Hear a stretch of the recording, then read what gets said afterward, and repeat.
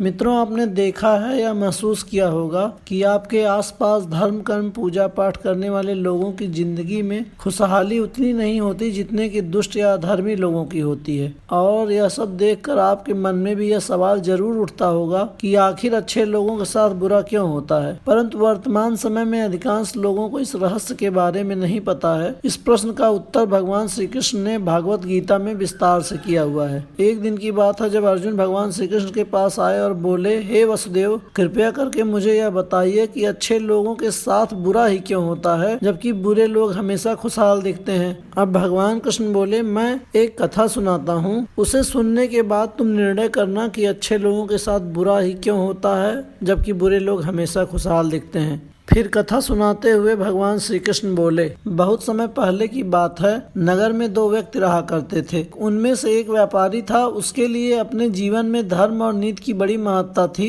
वह पूजा पाठ और भगवान की भक्ति में बहुत विश्वास करता था। चाहे कुछ भी हो जाए वह मंदिर जाना नहीं भूलता था और ना ही दान धर्म इत्यादि करना।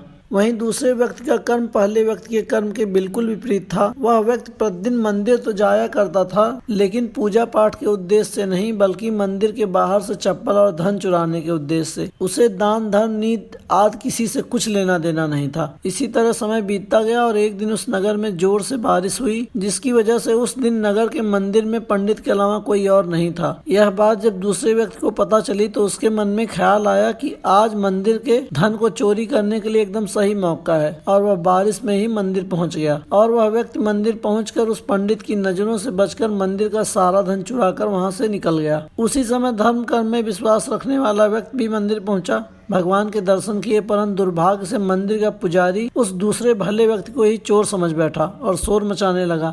शोर सुनकर मंदिर में भीड़ जमा हो गई और सभी लोग उस भले व्यक्ति को चोर समझकर उसे अपमानित करने लगे। यह देखकर भला व्यक्ति हैरान हो गया और उसे समझ नहीं आ रहा था कि उसके साथ क्या हो रहा है। फिर वह किसी तरह उन सब लोगों से बचकर मंदिर से निकल गया और घर जाने लगा, लेकिन दुर्भाग्य ने उसका साथ वहां भी नहीं छोड़ा। रास्ते में उस भले व्यक्ति की दुर्घटना हो गई, जिससे वह घायल हो गया और फिर वह लंगड़ाते हुए व्यक्ति अपने घर को जाने लगा। फिर रास्ते में उसकी मुलाकात उस दुष्ट व्यक्ति से हुई जो मंदिर से धन चोरी करके जा रहा था। वह दुष्ट व्यक्ति झूमता नाचता हुआ खुशी से जा रहा था और बोलते हुए जा रहा था कि आज मेरी किस्मत ही चमक गई, एक साथ इतना सारा धन मिल गया। उसकी यह बातें उस भले व्यक्ति ने सुन ली और क्रोधित होकर उसने अपने घर से भगवान की सारी फोटो निकाल कर फेंक दी और अपना जीवन व्यतीत करने लगा। समय बीतता चला गया और संयोग देखिए, उन दोनों व्यक्तियों की मृत्यु एक ही समय पर हुई और वे यमराज के पास पहुंचे। भला व्यक्ति अपने बगल में उस दुष्ट व्यक्ति को खड़े देखकर यमराज से पूछ ही लिया, भगवान, मैं तो हमेशा अच्छे कर्म करता था, पूजा पाठ दान धर्म आदि में विश्वास रखता था,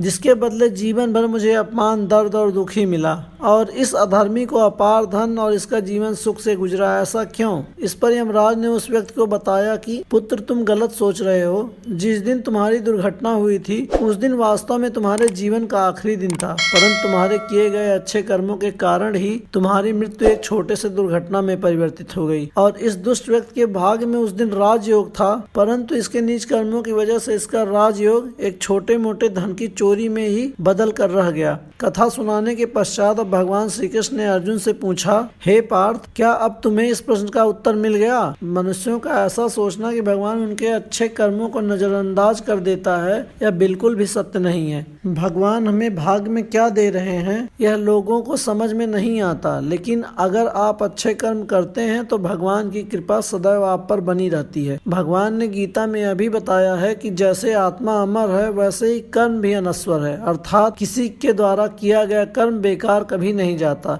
भले ही कर्म अच्छा हो या बुरा। इसीलिए मनुष्य को चाहिए कि वह जीवन में सदैव अच्छे कर्म करते रहें। आशा करता हूँ आप लोगों को यह कहानी पसंद आई होगी। धन्यवाद।